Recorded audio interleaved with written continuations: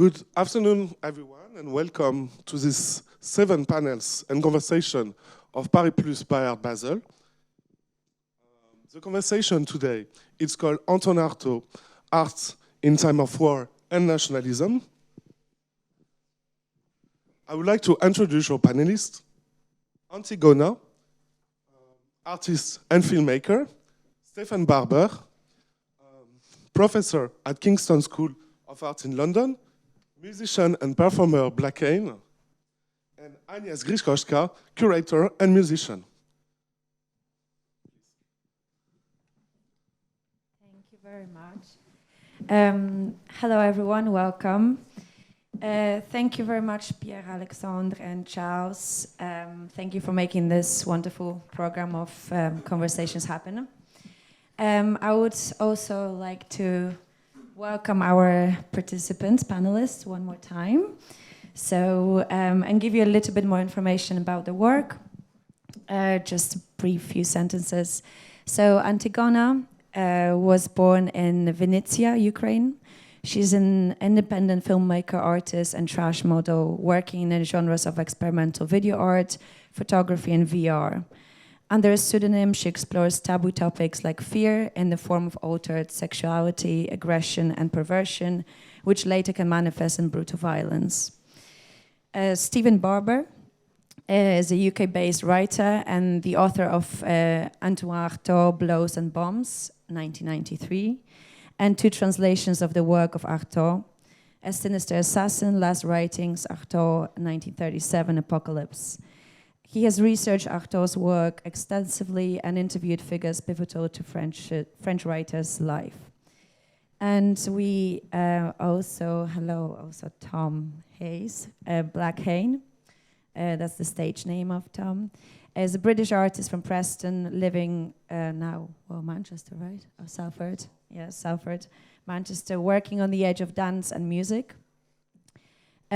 Tom's performances seem to embrace all the violence that runs through the margins of the English darkness, evoked by writer Stephen Barber. Musically, his influences lie somewhere between noise, drill, and ambient punk and hardcore. Both confrontational and intimate, Hayes explores the limits of macho rap, street poetry, experimental dance, and what it means to be a working-class artist. So, to begin with, the subject of war, essentially, and in his writings and his art, Artaud often spoke about war. It's important, however, to know that Artaud's approach to war was largely metaphysical and symbolic, rather than direct commentary on historical wars and military conflicts.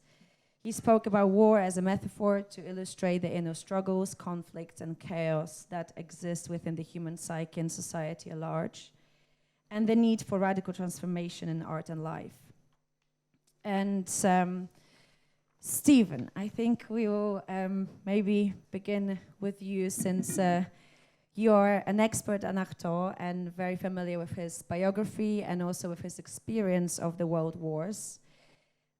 So Artaud's experience of war is, I believe, quite a singular one, and I think it would be very interesting for us to hear a little bit more about it. We also have some slides to present, so I'm going to be in charge of this.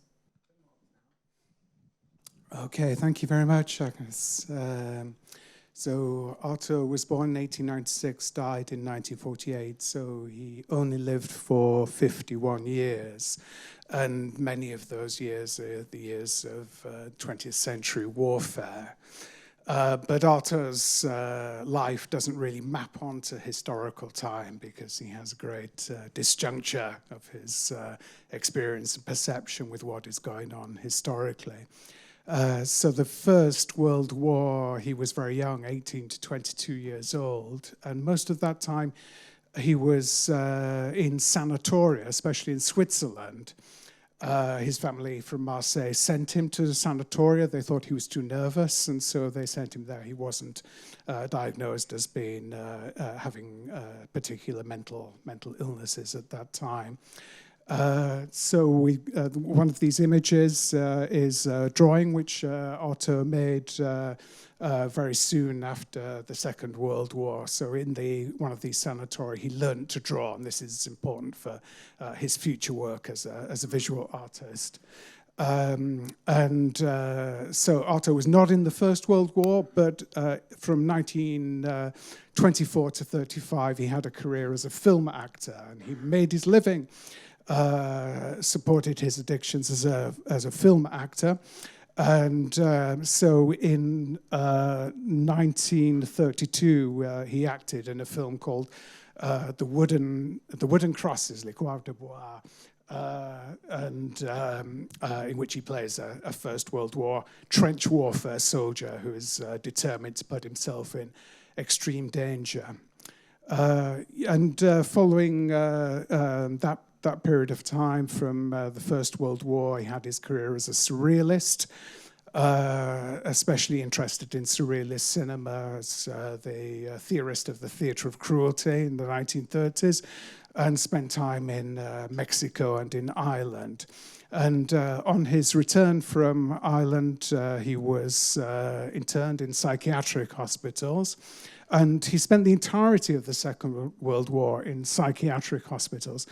This is Artaud on arrival at the asylum of Rodez, where he was confined from 1943 to 1946 under the directorship of a very distinctive psychiatrist, Dr. Gaston Ferdier.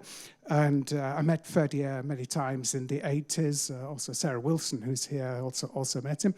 And probably Sarah knows a lot more about him than I do. Ferdier had been a surrealist poet, anarchist, a pornographer, as he told me, and suddenly found himself in his mid-30s as the director of a wartime psychiatric hospital. And so he was constantly under pressure at that time, especially after the German occupation of the southern part of France. Rodez is in the south of France.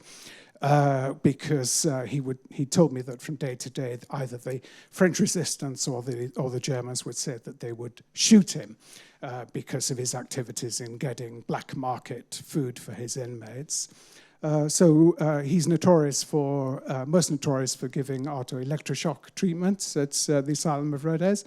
It was after the liberation of Rodez in 1944. Rodez was liberated by resistance in August 1944. And after that, Artaud's friends in Paris tried to persuade Dr. Ferdier that he should be released, that he should return to Paris. And finally, this happened can we have the slide before that?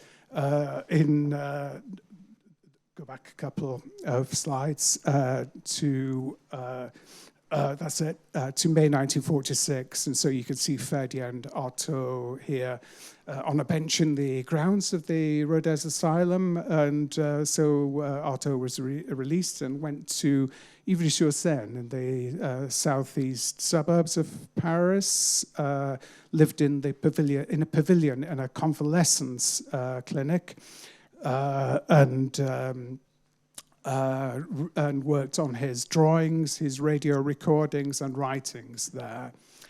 So we have an image here of the parkland in Ivry-sur-Seine, the clinic of Dr. Delmar,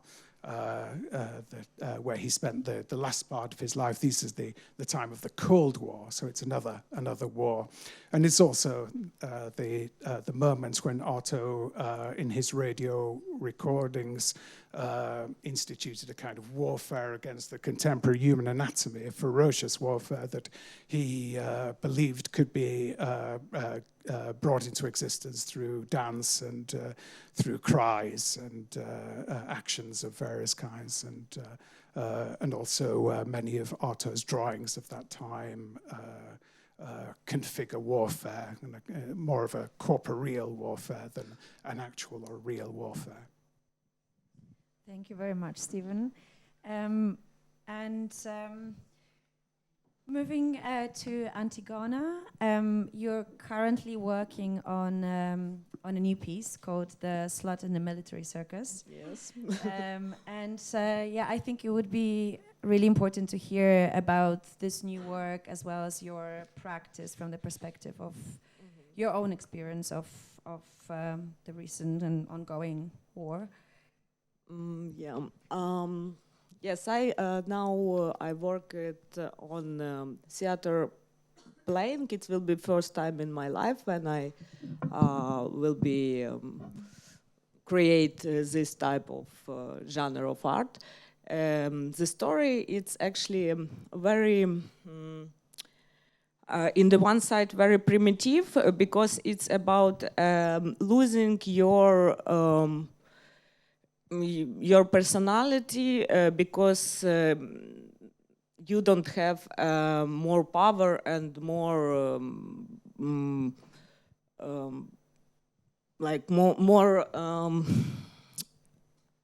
ideas to be what you want to be. Like it's losing your dreams. But my my hero here is just a girl which want to be happy, have a normal family and be famous like an actress.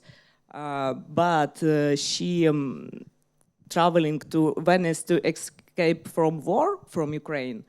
And she just lose herself. Like she start to drinking, to have random sex, and just to disappear because she got madness and her life like end. So why this typical story and why I do this? Because I think war, it's a very awful thing, and to lose yourself, you must be very, very strong and keep going your own dreams. Why I did this idea? Because when I come to Paris, it was after 2 weeks after starting the war, I come to Paris and almost till this time, actually I didn't go to my art, to my goal. I did it, but actually I didn't want to do this. Like I feel like this slut in the military circus. Like I just a clone which tried to improve something, but it's impossible because everybody playing their game and I'm too weak because I'm drinking and don't have my power. But still I have it. So that's why my practice is very autobiographic. So for me it's also a crossing of my depression, of everything what's happening in the world and in myself. Like for me, I try to show this in the art because for me it's like a therapy to across madness and to share with the people my character, which can be also possible to another character, and somebody can recognize himself there and make a more right decision. I hope. Thank you very much, AntiGonna. And moving on to Tom, you did a performance last night at Palais de Tokyo, which was incredible. So congratulations on it. And I guess the feeling of this internal war, internal struggle, and pushing the boundaries of the body in an act of some form of revolt is very central to your practice, and of course very Artaud. But at the same time, those kind of contortions you put your body through are also a commentary on the socio-political situation in the north of England, poverty, spice heads, riots, gangs, and yes, I guess it would be really interesting to hear about your practice in general from the perspective of living in that place, but also Artaud? I suppose when I first started making choreography or dance, I was working at a furniture shop, or I was working at a train station, and I didn't really have the facility to be able to like book a dance studio. So it was a situation where we were just going into my own bedroom and smoking spice or getting drunk, and originally it just came from like putting on like hardcore music or drill, which was kind of coming up at the time in England. A lot of it comes back to just being bored, and then for whatever reason I'm in like a sort of trance state from what I've taken, and then the way I was feeling in terms of the politics situations at the time in England, which I wasn't happy with, and I'm still not happy with. I just kind of had to find a place where I could put it and felt like it was respected or genuine to myself. So I kind of was exploring that on my own, trying to challenge my own breath or my own rhythm, or trying to mess around with my own balance or all these kind of things. And then someone gave me a book on Butoh, so I knew someone who was an artist who gave me a book on Butoh, which is, I think Stephen's going to mention in a bit, but I was kind of getting into that kind of thing. And then as well, like with the spice, and I think we've actually got some pictures, just so, like, the next one actually. Yeah, so this is what was going on in Manchester at the time. And I've never really, I don't know how to explain it if you kind of didn't really see it or was there, like, but it was just, this is like the main street, this is like Piccadilly Gardens, like the main part, and the drugs were coming in from the next part of town over, so everyone would be in there, and it would have some kind of muscle effect because the drug at the time was legal. This was legal at one time, and you could buy it in the shops, like go into a corner shop and just buy this and smoke it and then be like this. And then it was a synthetic cannabinoid, which is basically a different version of like street level cannabis. And every time the government would outlaw certain chemicals within the structure, they would recreate the same chemical but a lot cheaper and a lot darker. And now it's like nail polish is in these drugs, and it really would. Will you show the next one, please?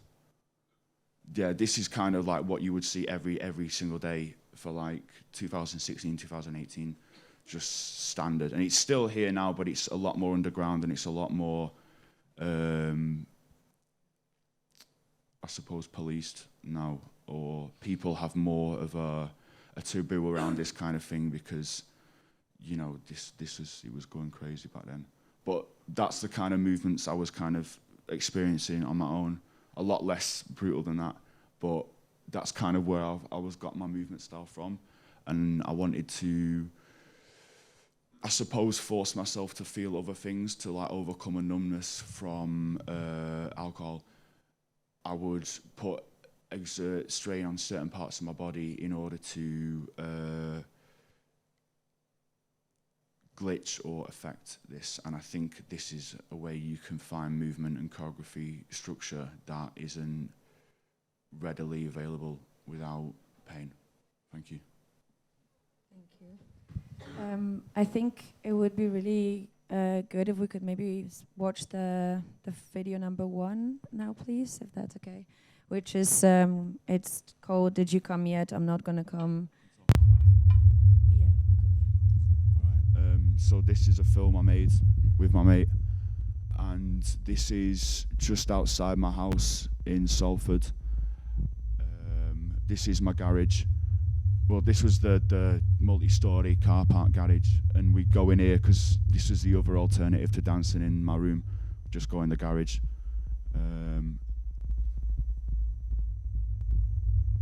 Yeah, I'm just gonna let it play. In this room, dancing for you. In this room, dancing, dancing in this room, dancing for you in this room, dancing, dancing in this room, dancing for you in this room, dancing, dancing. And this is the street. This is Preston bus station.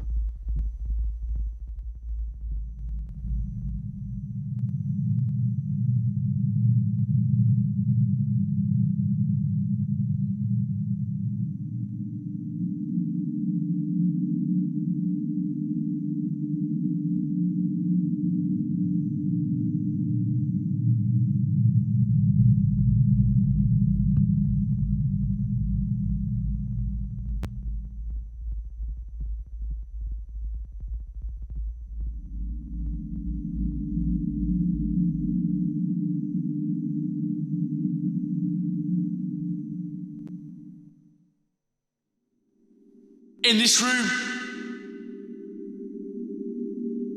dancing for you, dancing, dancing. In this room, dancing, dancing.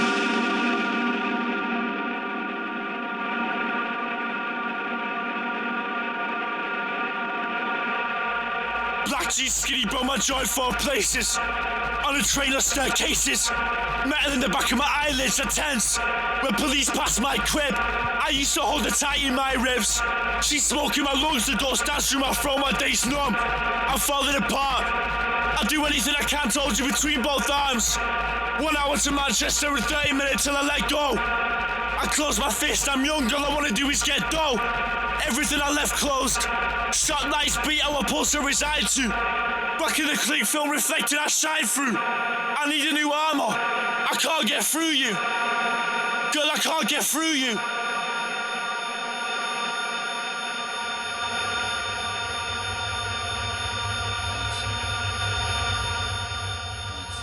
Thank you. Thank you very much, Tom. Yes, speaking of body contortions, Buto as well, of course, central to Artaud's ideas of the notion that the human body could be a powerful means of expression in the theatre. And Artaud saw the body as a complex instrument capable of conveying raw emotions, sensations, and primal instincts. And I guess his way of making the body felt is super extreme. And also it involved, of course, intense physicality, gestures, movements, which are very, of course, present in your work and in your work also AntiGonna.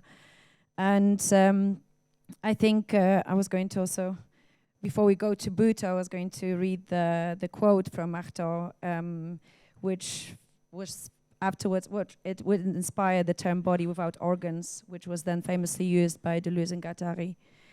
When you will have made him a body without organs, then you will have delivered him from all his automatic reactions and restored him to his true freedom. I think it would be really great to hear a little bit more about the relationship between Buto and Artaud. Maybe then we can go back to you again, Tom, about talk a little bit more about Buto. And so, Stephen, if you'd like to talk about that relationship a little bit more. Okay, yeah. Ankoku Buto, the dance of utter darkness, is a Japanese choreographic form invented by Tatsumi Hijikata, who's a Japanese artist, began his career as a burglar and dock worker, and then became a choreographer at the end of the 1950s. And his work was very imprinted with Artaud's work. In Japan, Artaud's work was translated very, very early, even earlier than it was into English. And it was especially a book that Artaud had written in the early 1930s while he was developing this Theatre of Cruelty set of manifestos, a biography of the Roman Emperor Heliogabalus. Heliogabal, I think, is second century BC Roman emperor whose whose reign was extremely violent and excessive and uproarious, and involved a lot of choreographed spectacles. So Hijikata was very preoccupied with Artaud's book on Heliogabalus, and it inspired one of his great performances from the end of the 1960s, which is variously titled as Revolt Against the Body or Rebellion Against the Flesh, Nikitai no Hanran. I spent a lot of time in Japan speaking to Hijikata's collaborators. Hijikata himself had died before I went to Tokyo. And then there's a second phase of Hijikata's involvement with Artaud's work. And this happened in the early 1980s when a PhD student from Japan had come to Paris to study with Gilles Deleuze. And Deleuze gave him a copy of this recording, this radio recording, to have done with the Judgment of God, which was censored, which was not transmitted at the time. And so Artaud planned another performance, which would have been called Experiments with Artaud. This was in 1985. But sadly, Hijikata descended into alcoholism and died in 1986. So this was never performed. But that's an outline of how Artaud's work infiltrated Butoh. It has other influences too, especially from the work of Jean Genet. And you went to Tokyo as well, right? You have some personal experiences of meeting the dancers. Yeah, and especially the photographer. All of the time that Hijikata worked, he was shadowed by a photographer called Eiko Hosai, who's perhaps best known for a series of photographs that he took of Mishima, of Yukio Mishima, called Killed by Roses. Very experimental, extreme and wild photographer who is still alive, who's now 90 years old. I saw him recently in Tokyo. And but also many of the dancers that Hijikata had worked with were still alive at the time that I first went there at the end of the 1990s. Most of them have died since then, and so it's a new generation of choreographers or musicians inspired by Hijikata's work and indirectly by Artaud's work that are taking place. And the studio which Hijikata did all of his training in, called the Asbestos Studio, is still there. Is in the Meguro district of Tokyo. It's changed since Hijikata worked there, but it still is really imprinted with Hijikata's presence there. He was active from the end of the 50s until the mid 1980s, but he became very reclusive in the last 10 decades of his life, and very preoccupied with Johnny Walker Black Label whiskey. Thank you. And AntiGonna, of course, your own body takes also the central position in your performances, and it would be really great to hear a little bit more about how your body became to be your main artistic tool, and also what becomes of it in your performances. Yeah, for me it's very actually I hate performing or acting because I'm not professional actress, but in the other side I wish be this or model, but I understand also like in the critical position that it's impossible, and also I want to do another thing. So I think maybe I should use myself. It was first my idea. But after I understand that all the things which I did in my performing, it's very cruel things and very unmoral things and very strange things, and nobody will do this regular, and also don't feel something like me, and I can do this better than somebody else. Because also I trying to make some rituals to myself and to audience, some hypnotizing, to across also this dramatic experience, and across this to another point where it will be more easy and even funny. Just a joke of horrors, and showing this all from porno to make it unusable. Why porno? Because for me it's also very, it's not like porno.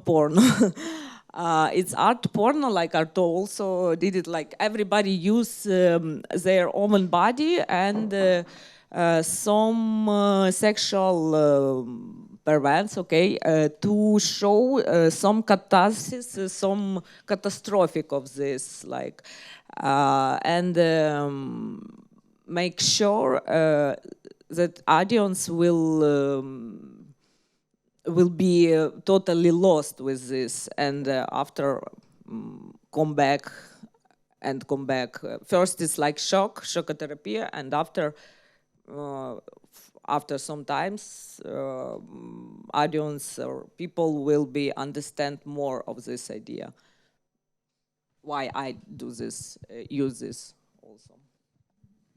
Thank you. And you also do put your body through quite a lot of physical strain, and do you want to talk a little bit more about that? Because I feel like there's of course a level of provocation, which is also about like staging self-harm, kind of really like moments of pain and suffering.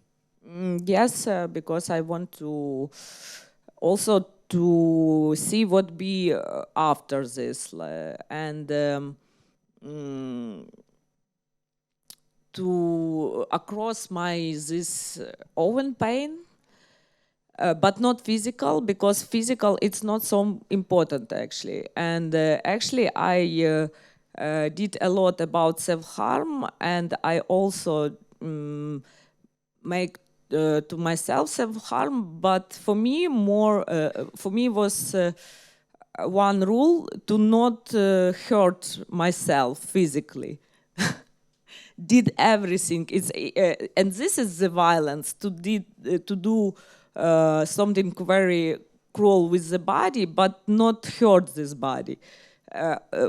It's just, if you can imagine main idea of this, I think you will understand more. Like,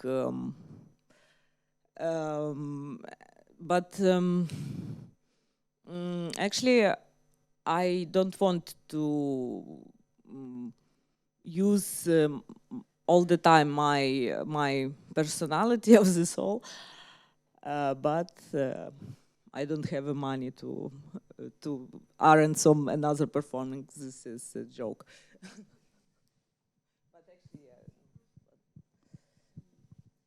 And Tom, your practice also requires a lot of really intensely physical activity, and also like the idea of exhaustion is very present in your work.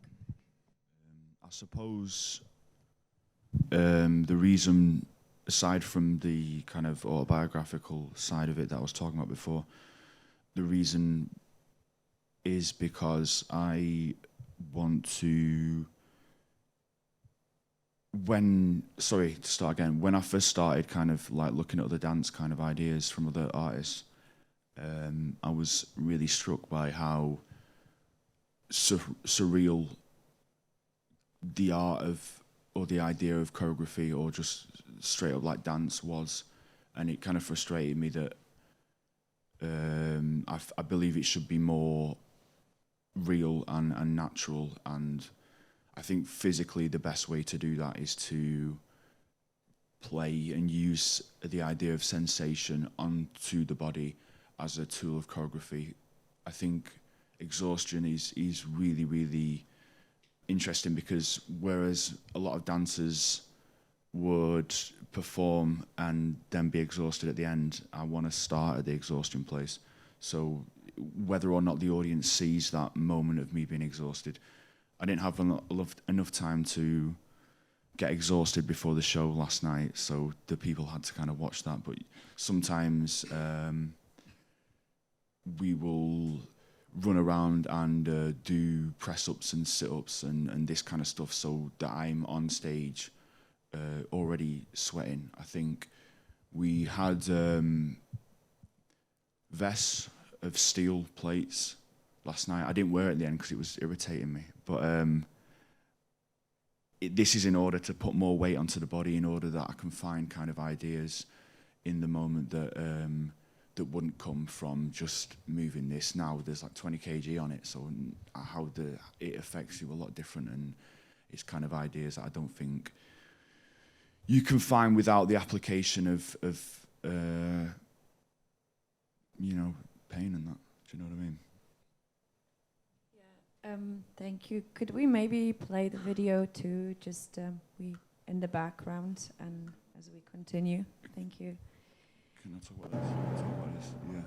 Yeah. So when I did this, I think I was like 5 pints deep by now, and I was smoking a lot at the time, and this is in order to make it harder for me to breathe. Yeah, when it comes onto me now. But this is just off a rooftop in Barcelona when I was on my holidays.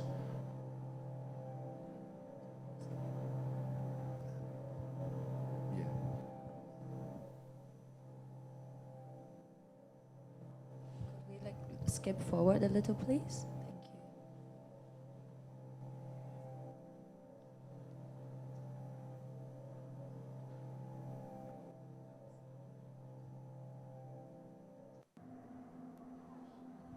There you go. Perfect. Thank you. Also, like, heat is quite interesting in how it affects the body, because you just feel a lot more stressed.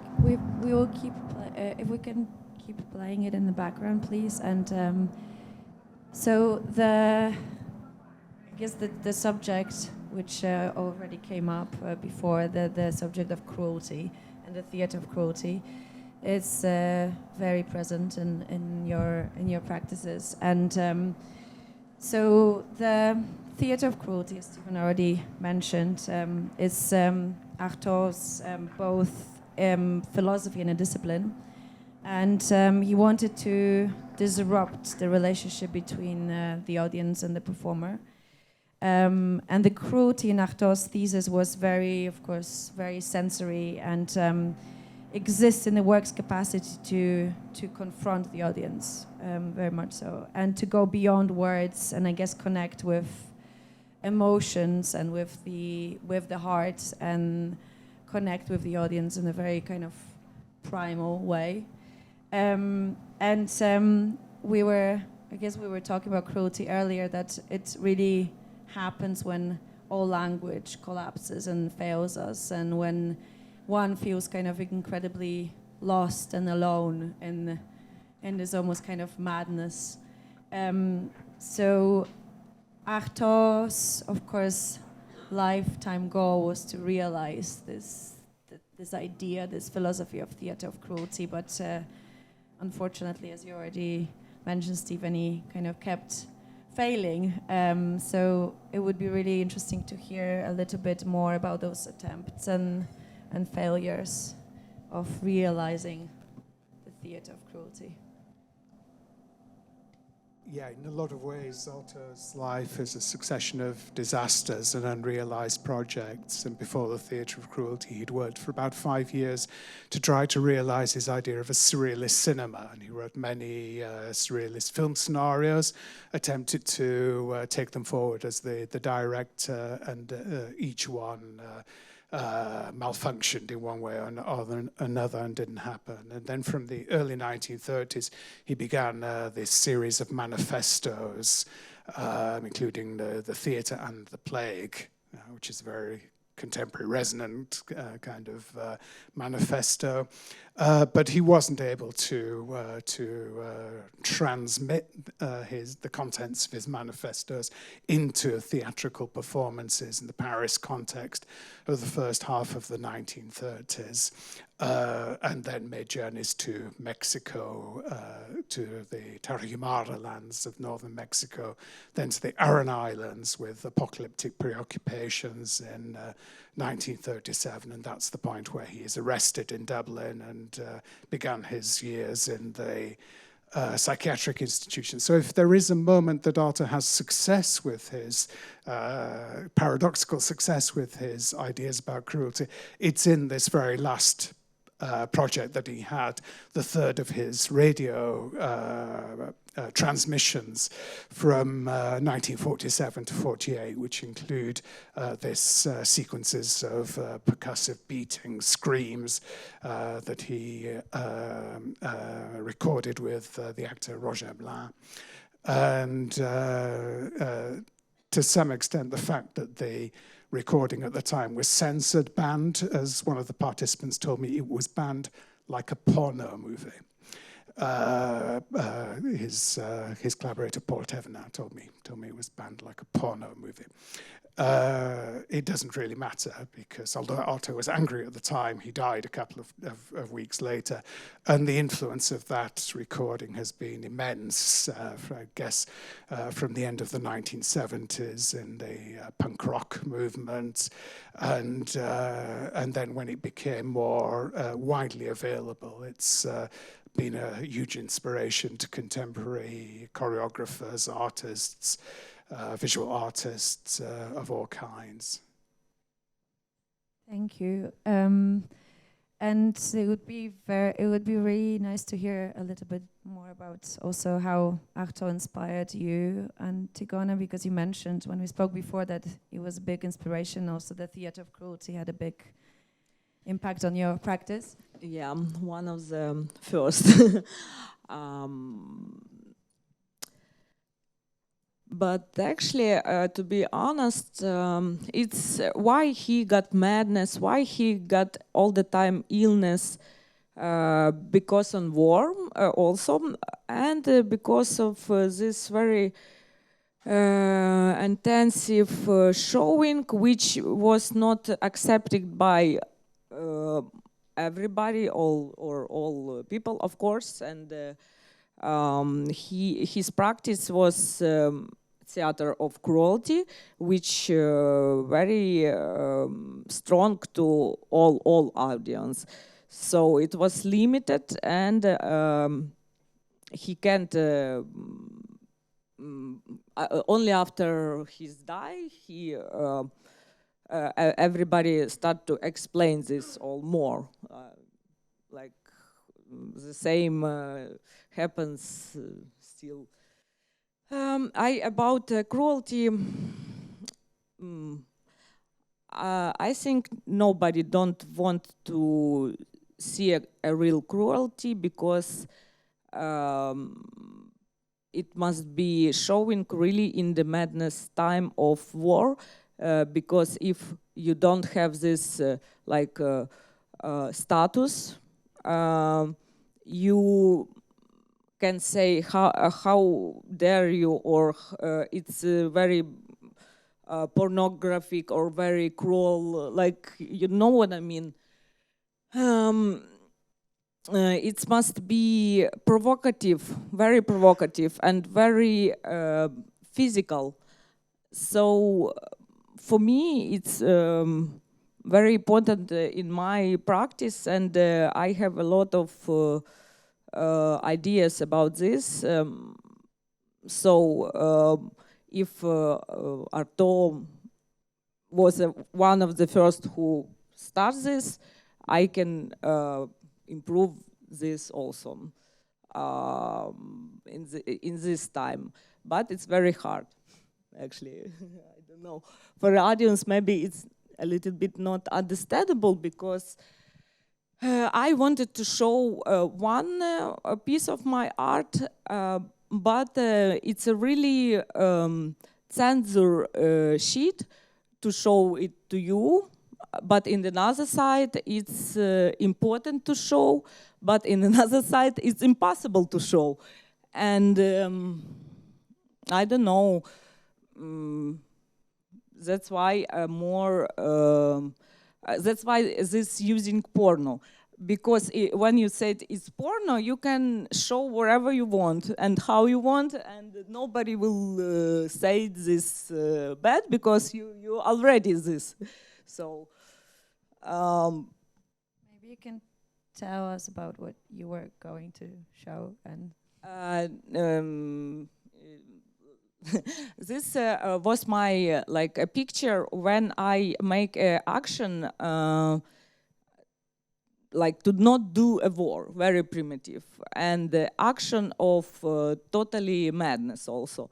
I put a knife. Maybe who knows about my art here understands this. To my pussy, real knife, and I didn't hurt myself, nothing, but I did it, and it was a provocation to audience also, what they will see there. Just perversions or madness girl which make some very strange thing, or you will see there like a pain of women which want to stop a war and don't want to make a children to do the war. No, she cut her like a man which go to the war, military. For me, the war, it's a cutting of the dick. If you lose, like if a country lose, it's you all new generation, all your mans, all stronger can be cutting by enemy, and this. But the woman. Also lost even more, like it's all this world which already didn't need nobody, and and everybody don't want to see this pain, and this is a big pain after. so it's in a way also following up on what you said earlier, that the idea of cruelty is really about, for both of you and for Artaud, is really about playing like the stage, the stages within the audience. So it's somehow, it is really, the cruelty is in a way being passed on to the viewer, as well as it is within the performance itself. And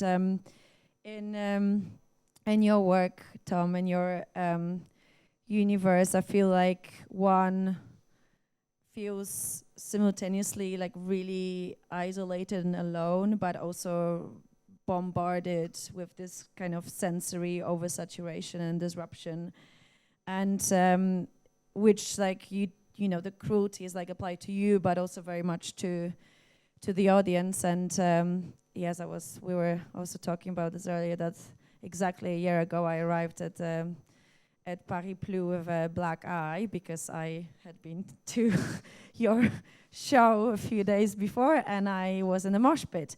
So yes, that's how you arrive at Art Basel. But yeah, it would be really interesting to also hear about what it is that you want from the audience, because you of course want the spectator to be really very, very involved in what is happening. At the start of when I was kind of thinking about constructing live sound or a live experience, then the first thing I wanted to do was to have moments in the set list where it would be an overcome, or like it would be so much visceral kind of energy, sound, blockading towards an audience that it would almost be numb and irrelevant. So then I can start to actually kind of really get into isolated moments right after that.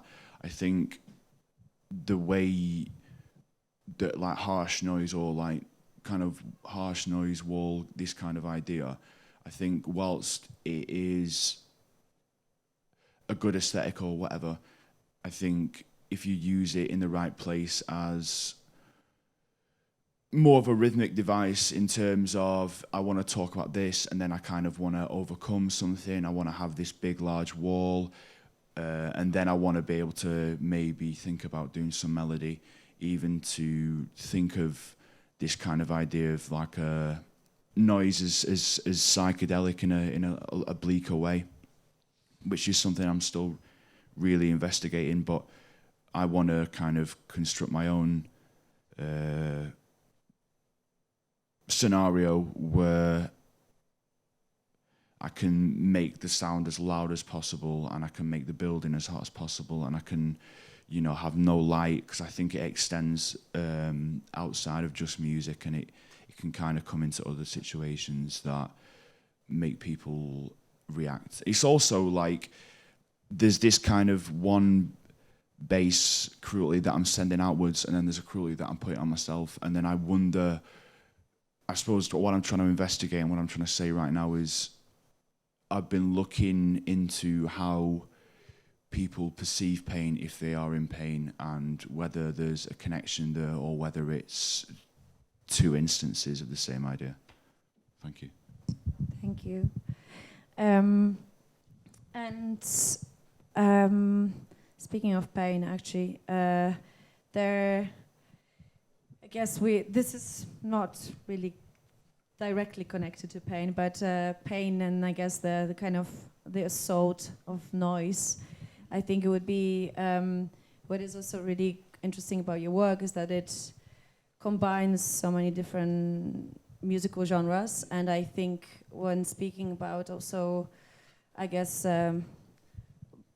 war and subcultures, because of course subcultures were always so very much connected to some sort of conflict within countries, and I was wondering where it comes from in your case, because you're mixing, you know, very much different types of genres of music. Yeah, like I was really into,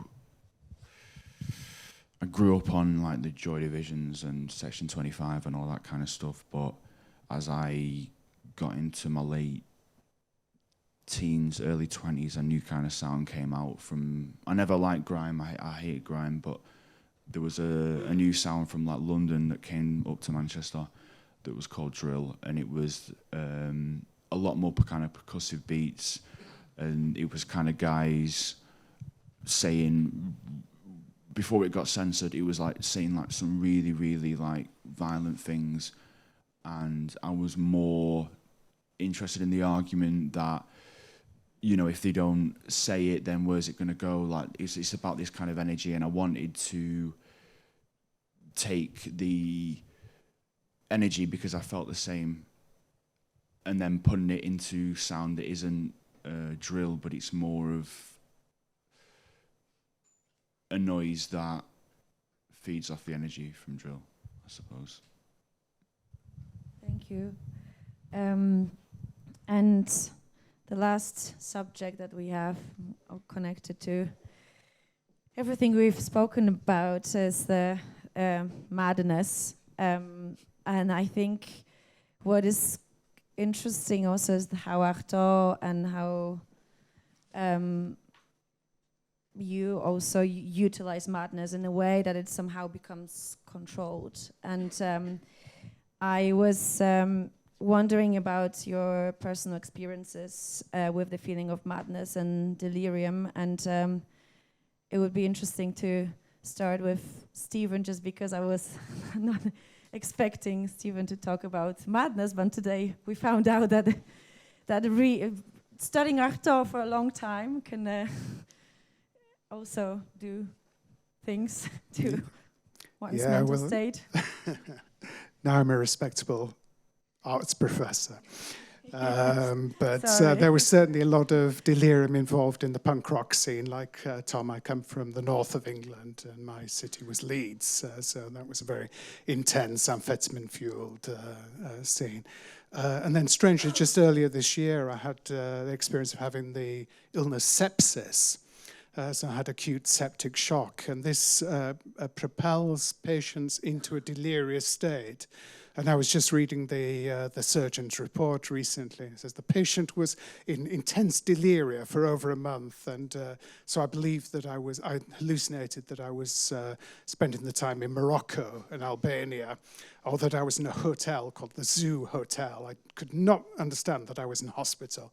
I was in hospital in Hamburg for 2 months with delirium, and then I suddenly recovered.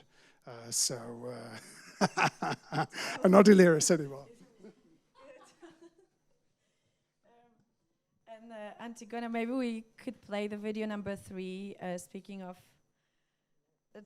madness and reaching the state of trance. Maybe we could look at that. Oh yeah, there are actually 2. We can watch Selfie, and we could also watch the...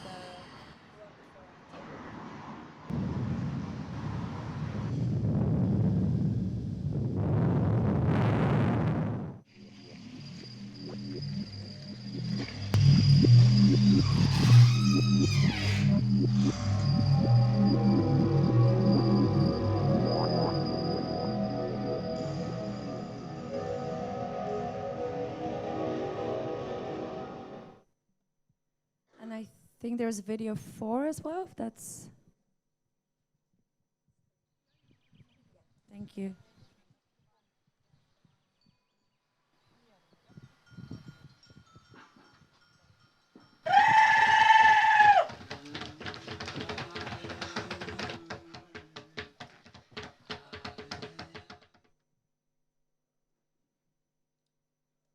It's a little pieces of works.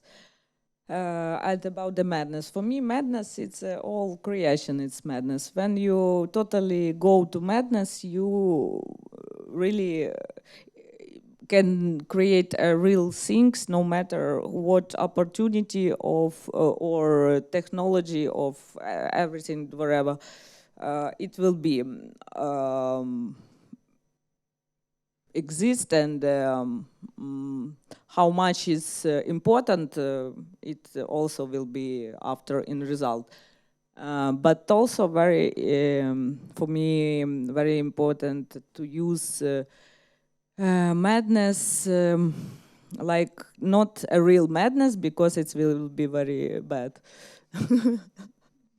I will be slut in the military circus.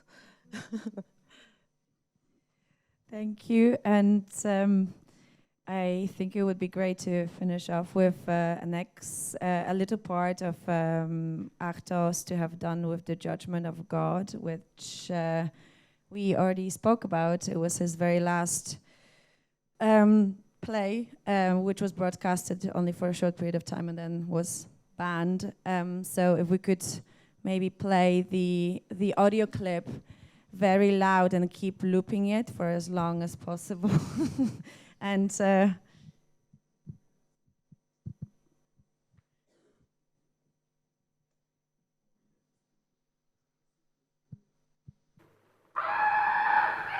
we just need it very, very loud and on loop. And I would like to thank everyone.